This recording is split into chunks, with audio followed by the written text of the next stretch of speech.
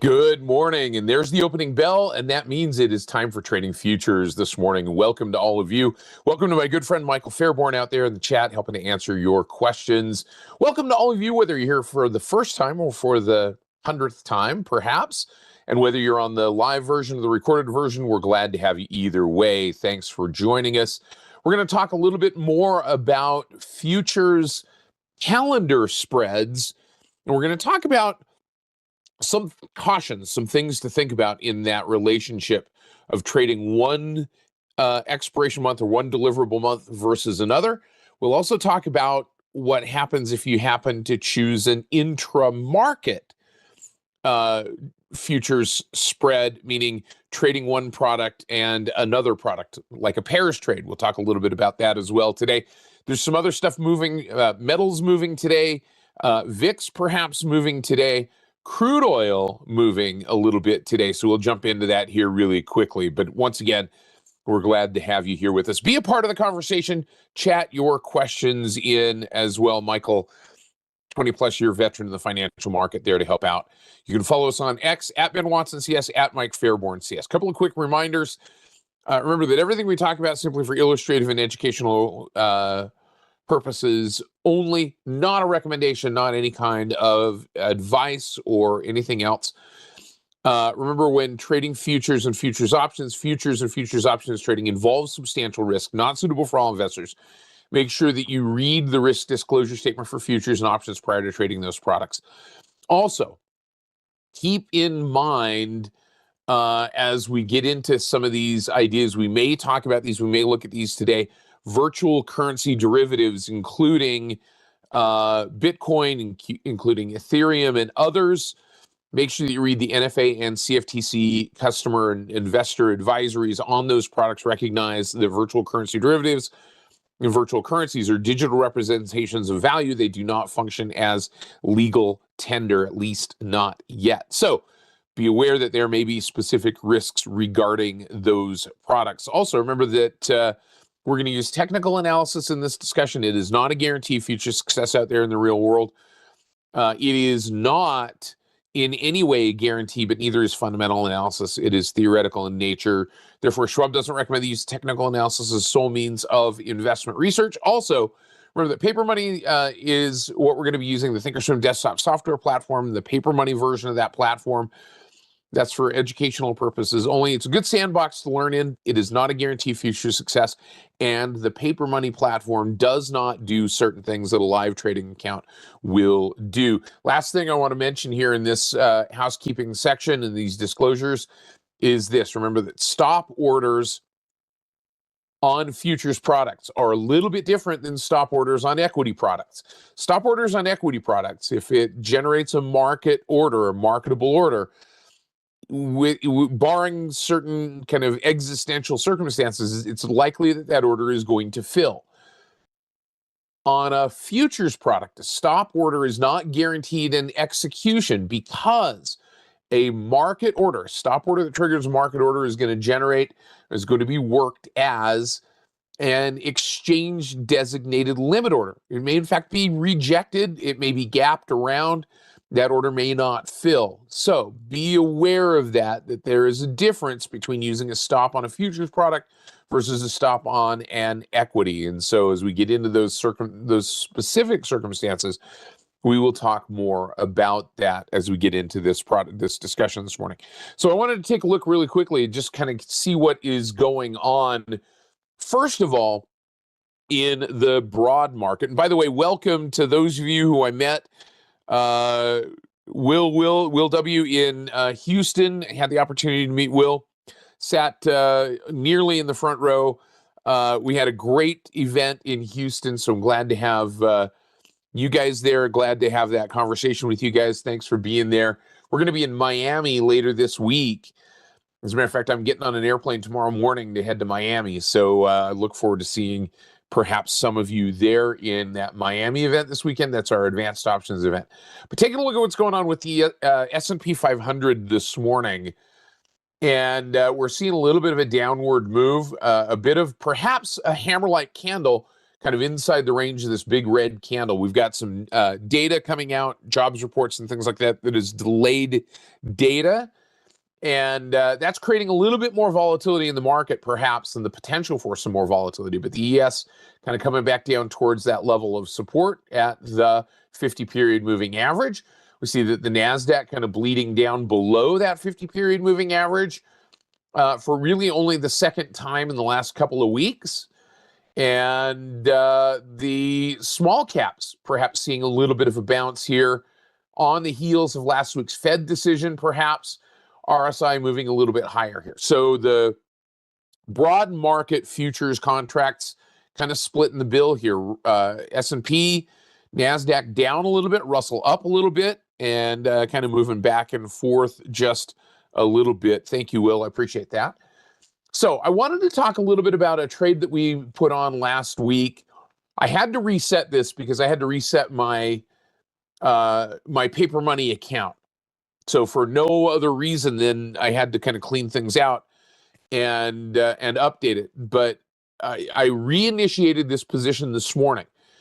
And this is a position that we put on last week. So this is in response to your comments and requests in those feedback surveys that we sometimes have, which was help me understand trading futures calendar spreads, meaning when we buy one contract with a particular delivery date and we sell another contract with the same product, just a different delivery date. And what we've done here is I have this spread that we've got right here is the March September S&P 500 micro futures spread. So we are short the near-term delivery, the March deliverable, and we are long in this example. Remember, this is an illustrative and educational example.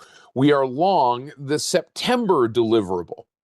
The idea here is that we might see short-term pullback and longer-term appreciation. Go back to that chart that we looked at of the S&P 500.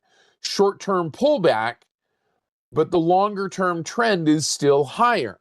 Now, what's important in this relationship, in this futures calendar spread relationship, is not necessarily the individual price of each one of these legs of this calendar spread, if you will. What's really kind of the most important perspective on this trade is the difference between these two. That's really kind of what we're trading in this sense. Now, I'm going to be absolutely 100% clear about this. You have risk in both sides of this calendar spread. There is risk that the short leg could go against you at the same time that the long leg goes against you. And just be aware of that risk is real and it does exist. However, generally, if the whatever the underlying instrument is, or the underlying index in this particular case, if that underlying index is going down, the long leg is gaining value and the short leg is losing value, which is what we want it to do. And if it's going up, the short leg is losing value and the long leg is gaining value. I mean, that's kind of the perspective, right? So we got to make sure that we understand this in this context. So let's do this. Let's go to the Analyze tab and let's go /MES. And unfortunately, we can't, because we're seeing those contracts, right? So here are the two contracts that we have positions on. The H and the U, right? And we've got those futures. And essentially it gives us that kind of flat line, right? In terms of that perspective. So the Analyze tab doesn't really help us here. What helps us, and I think that's a really good question to ask, Greg, what helps us is to be able to plot the difference between these two contract prices, not necessarily that Analyze tab curve. So let's do this. I've got that chart already built. So let's go over here to our grids. The chart that I have built is the March-September ES spread, and it's right here. Okay. Here's the March-September ES spread. This is /ESU 26 minus /ESH 26. Now I built this with the bigger product. This is the E-mini ES contract. We can build this with the micro, the MES, which is what we ended up trading.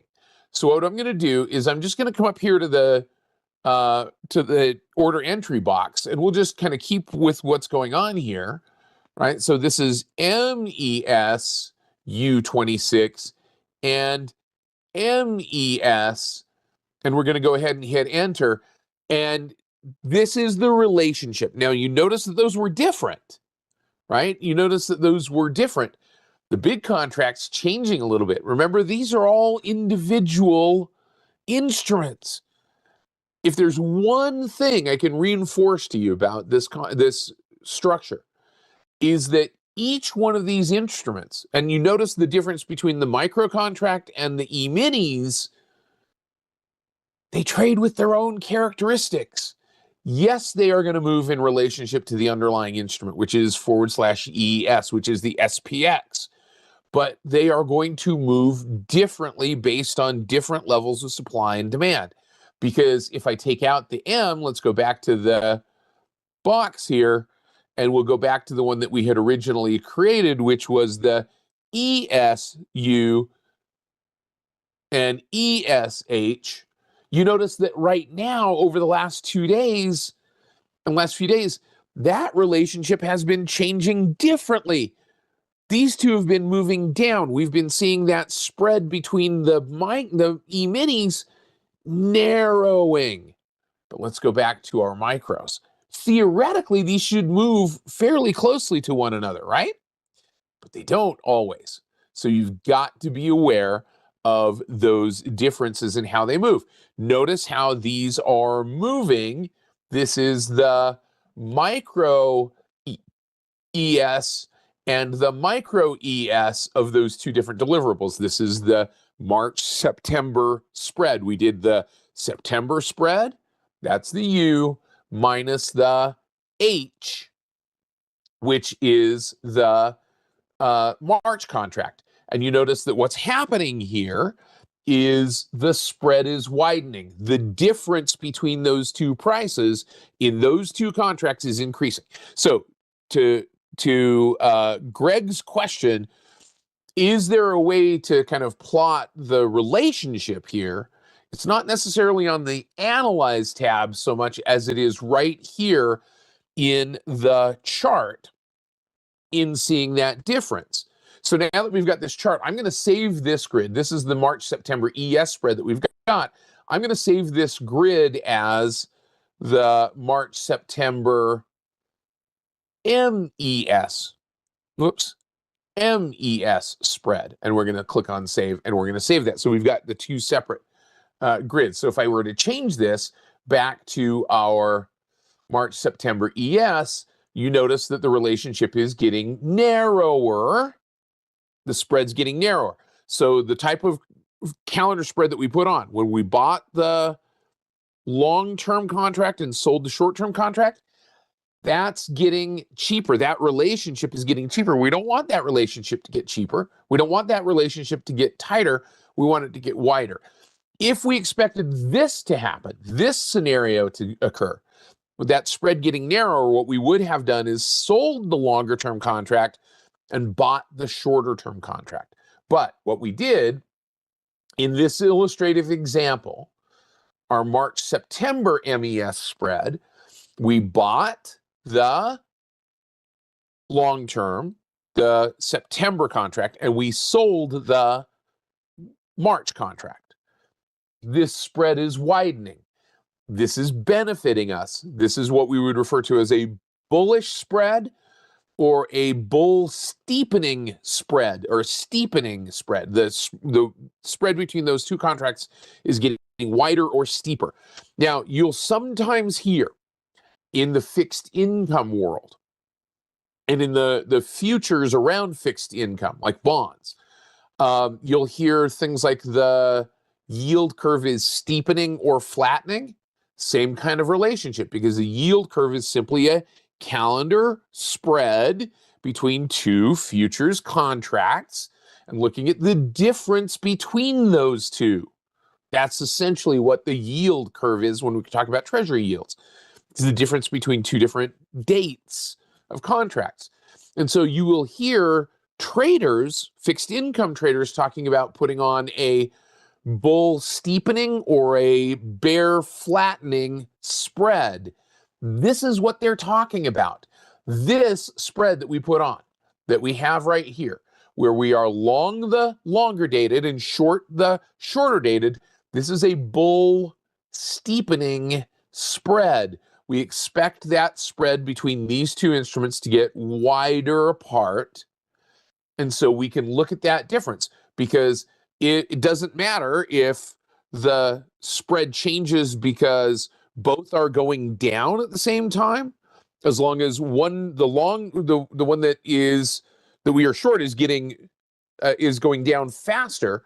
So it doesn't matter if the two are moving apart from one another. It doesn't matter if the two are moving in the same direction, up or down, as long as they are getting further apart from one another, if that makes sense.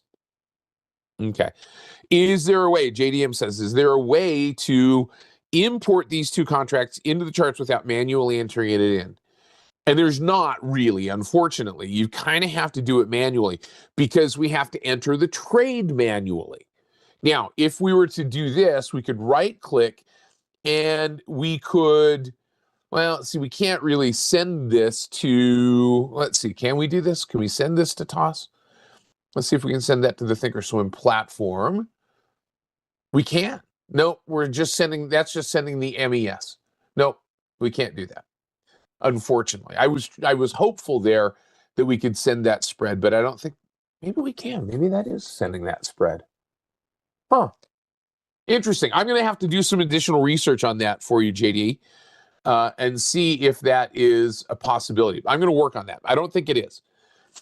But we can do that. We can add that in and then save that grid as a grid, and then you've got that, right? So our expectation is that this spread goes higher. Now, I wanted to show you one other thing in relationship to this, is I wanted to go to this product depth line on the chart. And when we talk about the product depth line, /MES, okay, this is from this chart, because we've got the chart. Here's our spread. Let's go to the product depth. This is /MES. Notice what's going on here. This is the normal relationship. These are the deliverable dates. So if we change the curves that we're looking at, I can show all of the curves. I can unselect those and just show the two that I'm trading. And I can add other curves in there, or other deliverable dates. I'm just going to show the two that we're trading right now. And we're going to show those two in this space. All right. So here's the March contract, current price. Here is the September contract, current price. So what our expectation is in creating, yeah, you could actually that's a good way to do that. I appreciate you bringing that to our attention, is you could put it into a watch list and then cut and paste it out of there. All right, so here's what we expect to have happen, because we are short the shorter term contract. We expect this one to go down, and we expect this one to continue to go higher, making that difference increase between those two. That's the normal relationship. That is the normal relationship. This is what's called contango. CONTANGO.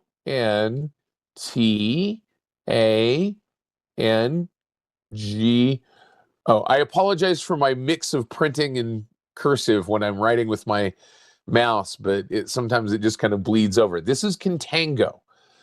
If those two were different, if these were reversed, if the futures contract or the near term was here and the long term was here, that relationship would be what we call backwardation. I'm not going to write out backwardation. You can you can understand it. But backwardation is when the near term is higher and falling and the back month is lower. Now, here's the thing. Backwardation lends itself generally more readily to a bull spread, to a steepening spread. Contango generally lends itself more to a narrowing spread.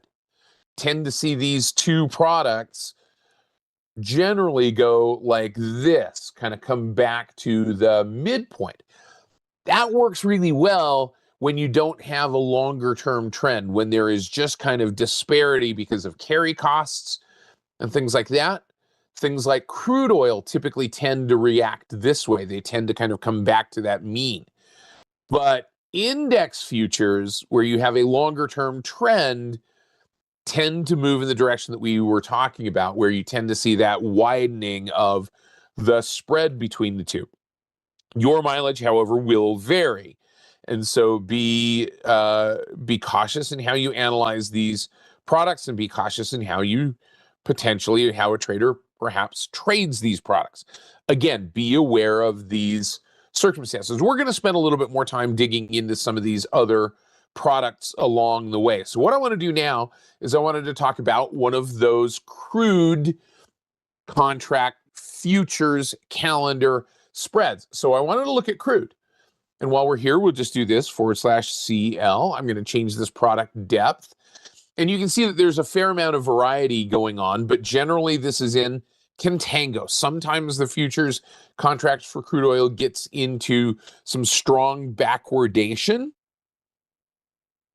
And so JDM, is there some kind of scan that can be built to find a good calendar spread? And I believe there is. And I'm going to throw that task to my good friend Michael Fairborn, who is a scan master when it comes to scripting out scans. I'm gonna suggest that maybe that's something that we do in the ThinkScript webcast that Michael teaches on Thursdays. But what I want to do is I want to go to these curves, and I want to go out and look. Here's the thing with crude oil: we got a lot of deliverables because this is a product that is used on a physical basis to hedge crude oil delivery, to hedge a lot of different products. I'm going to take these out, and I'm going to go to the February expiration, and I'm going to go out in terms of deliverables, maybe out to that September expiration. And I'm going to look and see what that contango curve looks like. And this is that normal relationship. This is that contango curve. This is one that I might expect as a trader to move back to that kind of midpoint. This price is a little bit higher than where spot is trading. This spot price is a little bit lower than spot at this point. And so my expectation is, as we get further into this curve, these are going to narrow and it's going to flatten out a little bit. So what we're going to do is we're going to create a bear spread here, a bearish narrowing spread. So let's go to the chart and let's kind of plot this really quickly. And I'll show you maybe one way that we can go about doing this is I'm going to change this back to the chart, and I'm going to write down. So if we go to the trade tab, this is where we're going to get that information. So /MCL, and I'm going to look at the February contract. That's right here. So that is Feb. That is /MCL G26, and we did the September expiration, which is /MCL U26. All right, so now we know what our relationship is. We want to go long the short term and short the long term. Does that make sense? Okay, so let's go back to that chart and let's build this chart. So here's what we're going to build. We're going to go long. So here's what we have to do. We have to go /MCL. We want to be MCL. We want our short term to be first.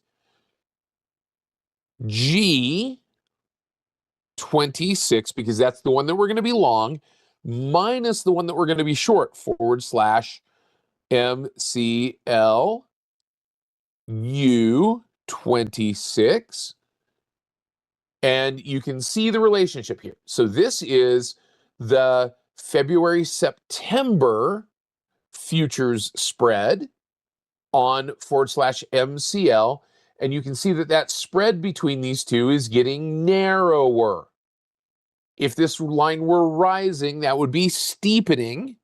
Now we're getting narrower, and we want to see that narrowing of this spread. So I'm going to save this grid as the February. I'm just going to change this. Feb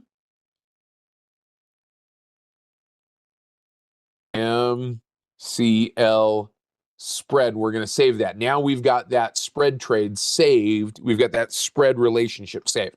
So let's go to the trade tab and let's create this spread. So we know what we're going to do here in terms of this spread. We're going to go to the February expiration. And remember, we're going to be long the February expiration, and we're going to be short the September expiration. Let's see what this looks like. Now, Thinkorswim does not allow us to place this as a calendar spread per se, meaning in one transaction line. So we have to do these as two separate orders.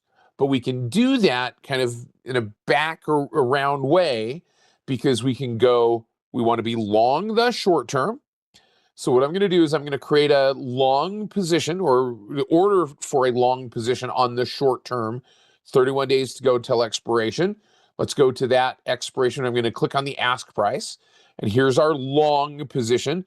Now I'm going to change my order type to blast all, not single order, not first trigger sequential, because I want these to fill as quickly as possible.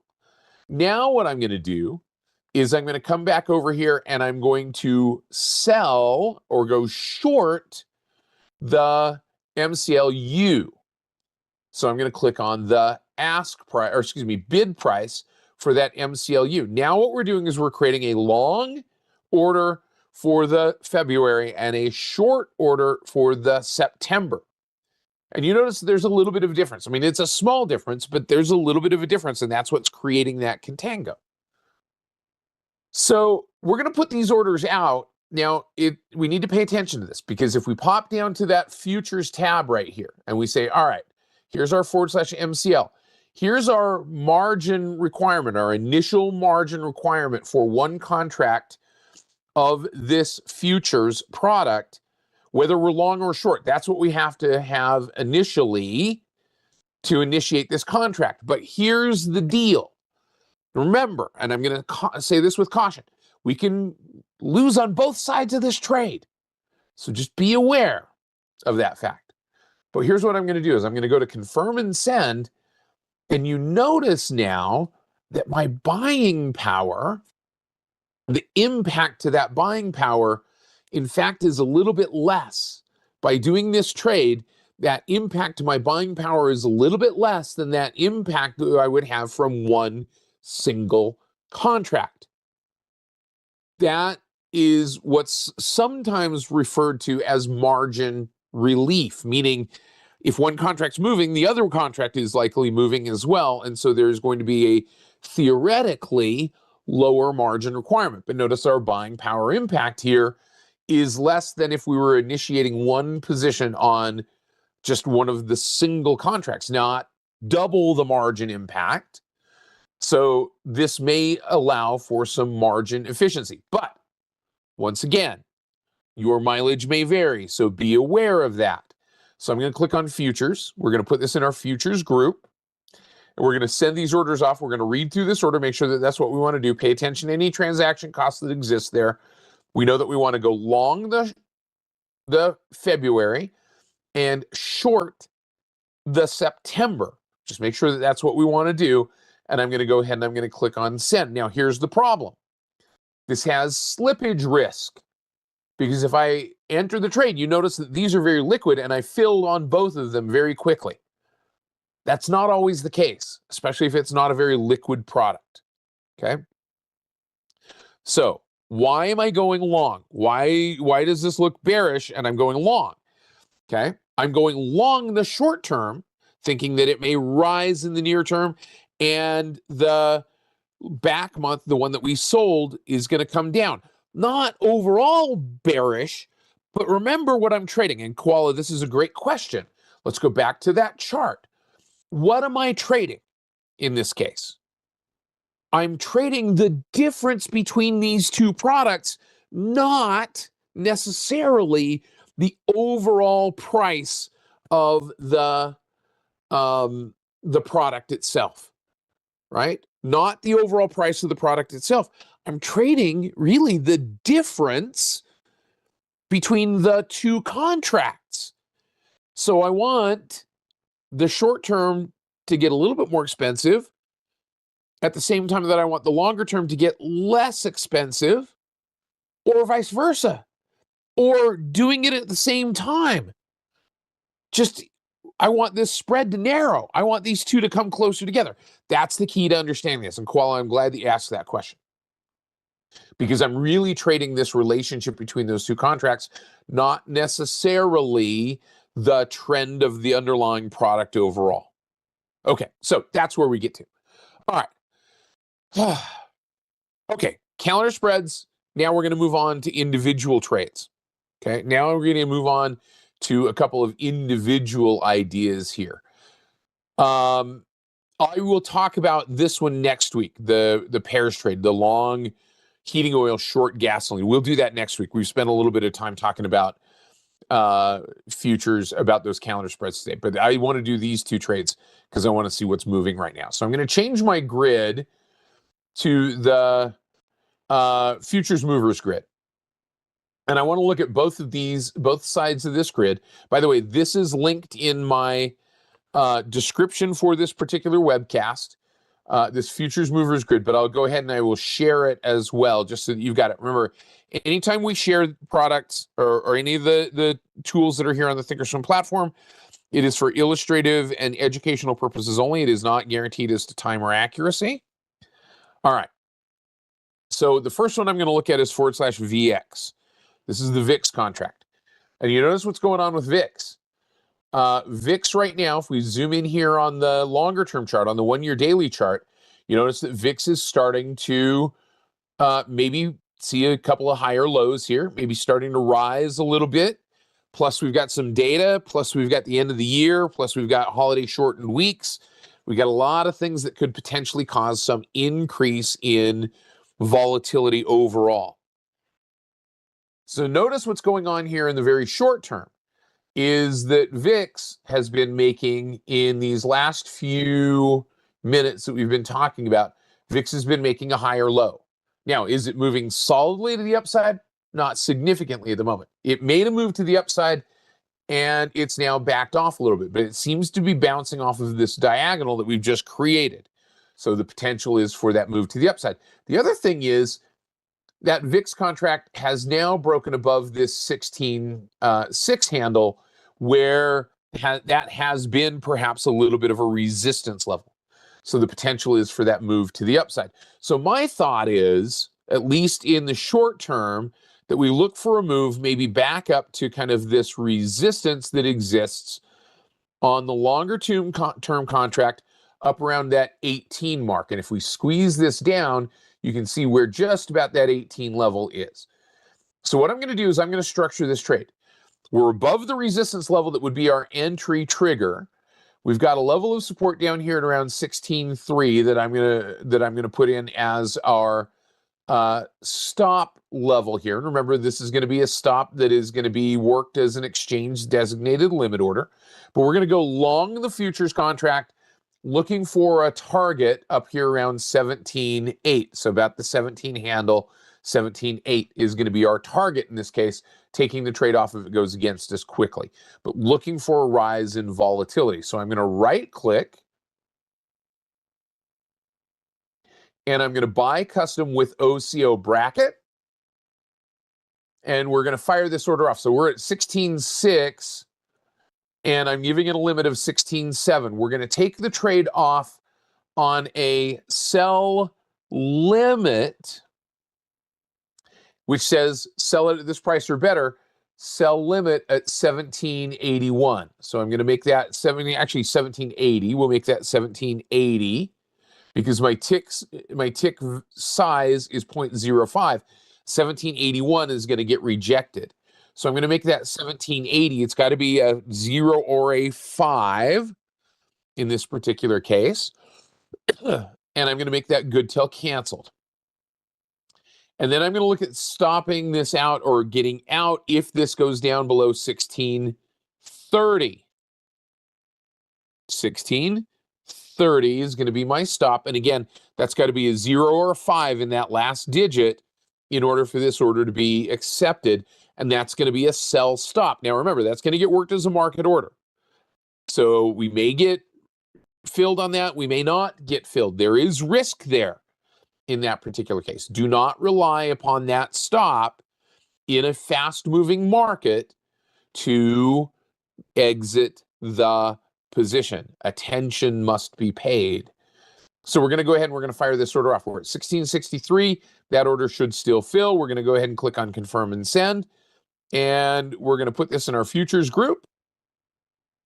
Read through that order, make sure that that's what we want to do. Get in long, get out if it goes to 1780, get out if it goes to 1630. Click on send, and we'll see if that order fills for us.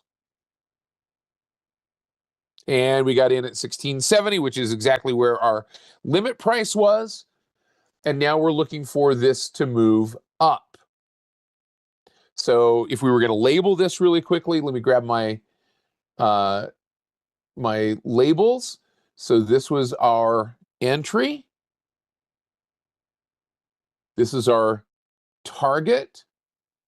And this is our potential stop. Not a guarantee, but that's our potential stop. So that's how we've structured this trade with that expectation that volatility goes higher, which it may, no guarantees of that. Now, that's one. Now, the next one that I saw that was moving that's going to kind of wrap us up here is /SIL. This is the, whoops, see if I can pop this in here, /SIL. This is the 1,000 ounce silver futures contract. And if we go to the, so here's the big contract. You notice that the notional value is larger. The tick value is larger. The initial margin on the big contract, 24,200. On the /SIL, which is the 1,000 ounce silver futures contract, tick size is the same. Tick value, on the other hand, is 5 instead of 25, which means that our initial margin and the notional value of the contract is less. Our initial margin is 4,840. Still not tiny, but that's a lot smaller than 24,000 in terms of the impact from this trade in terms of that buying power impact or initial margin requirement. So notice what's going on here. Longer term trend on /SIL or on silver in general. There's our 5-period moving average. And here's our 100-period moving average. Both of those continuing to trend higher. Seem to be kind of running into a little bit of a resistance level. So my entry into this trade is going to come, or theoretically would be based on, and I'll just maximize this sell really quickly, would be based on a breakout of this resistance area here. I'm going to come over to the left. Good idea to check left to, or confirm left to confirm what's going on right. So I'm going to check left to confirm what's going on right. I've got a resistance level that we're banging our heads into in this case at the moment. We're going to look for a breakout. And this is going to be more of a trend trade in this particular case. I'm going to put a stop on this, but not necessarily a take profit order. My stop in this particular case is I'm going to come down below this level right here at the 62.32 level to put my stop on. So kind of getting out if it goes against that range.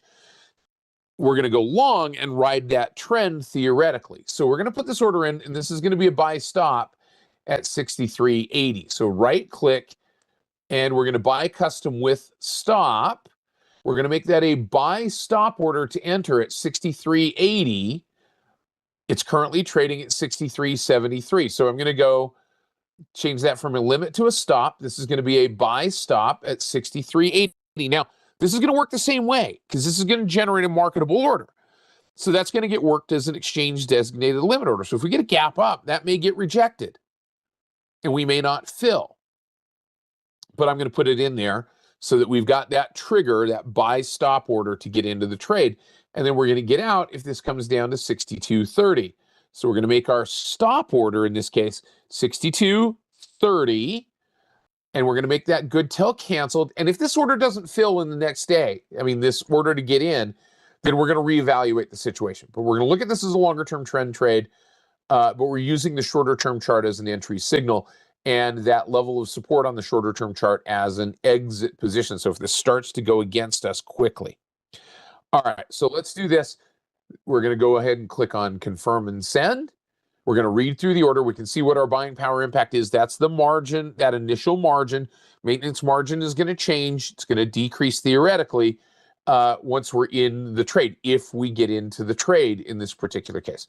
I'm going to go ahead and I'm going to put this in my future. Actually, I'm going to put this in my temp group just so that we can keep this as a longer term trade, keep it segregated from those shorter term trades. This is a longer term trade, not looking at that taking profit order here. Can this go against me? Yes.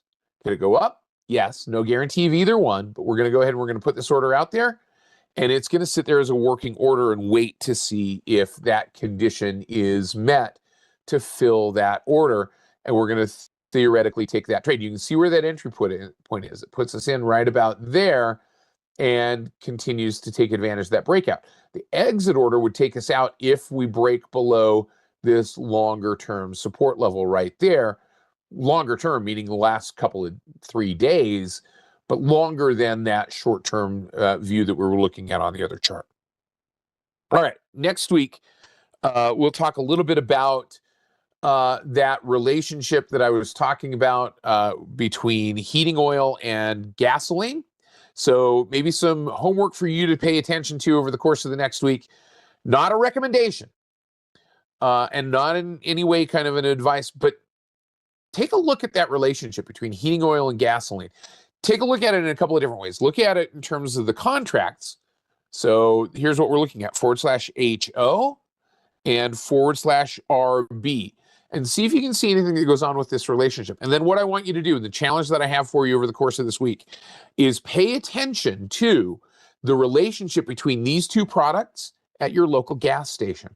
And see if you see anything interesting going on between these two products at your local gas station, between the price of gasoline and the price of diesel fuel. Heating oil is the proxy for diesel fuel, just like it is jet fuel. See if you see anything interesting going on between these two products at your local gas station, and then come back and report to me next week. Guys, have a great week. Again, if you want to learn more about this, come on over here to the Trader Talks webcast page. Click on subscribe, but then you can type in here futures or crack spread or anything else that you want to put in here, and you can get literally dozens of webcasts that talk about those things. My thanks to Michael Fairborn for helping out. Remember to follow us on X at Ben Watson CS, at Mike Fairborn CS. Remember to say hi if you're joining us in Miami this week. I'm going to be leaving tomorrow morning, so I won't be here for index options tomorrow. I think Mike is teaching that for me as well. Have a great day, everybody. And if I don't see you before the holidays, have a happy holiday and Merry Christmas. Take care, everybody. Bye-bye.